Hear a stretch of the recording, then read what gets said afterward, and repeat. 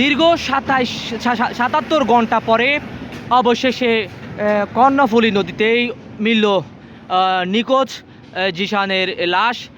দর্শক, এই মুহূর্তে দৈনিক বায়জিদ অফিসিয়াল ফেসবুক লাইভে যুক্ত করেছি সদরঘাট নৌ থানা পুলিশের কার্যালয় থেকে।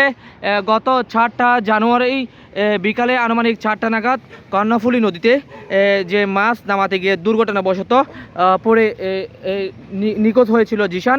সেই জিশানের লাশটি আজ দীর্ঘ 77 ঘন্টা পরে উদ্ধার হয়েছে। ইতিপূর্বে সেই লাশটি যে সদরঘাট যে নৌথানা, সেই নৌথানায় নিয়ে আসা হয়েছে। আমরা আপনাদেরকে দেখানোর চেষ্টা করছি সেখান থেকে।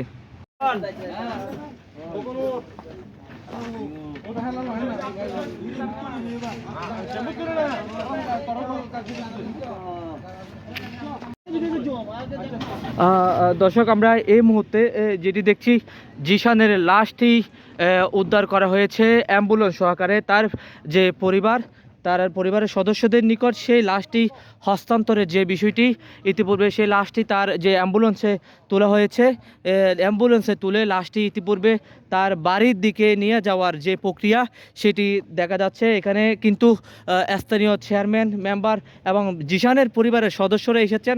টানা 77 ঘন্টা পরে জিশানের লাশটি উদ্ধার হয়েছে এবং সেই লাশটি ইতিপূর্বে তার পরিবারের যে লোকজন আছে তারা সেই লাশটি যে নিয়ে যাওয়ার চেষ্টা করছে, নিয়ে যাচ্ছে অ্যাম্বুলেন্স সহকারে। সেটি আমরা আপনাদেরকে দেখাচ্ছি। সেই লাশটি নিয়ে যাওয়া হচ্ছে তার বাড়ির দিকে। আমরা আপনাদেরকে সেটি মূলত এখন দেখানোর চেষ্টা করছি। লাশ নিয়ে চলে যাওয়া হচ্ছে জিশানের, সেই লাশটি যাচ্ছে বাড়ির দিকে।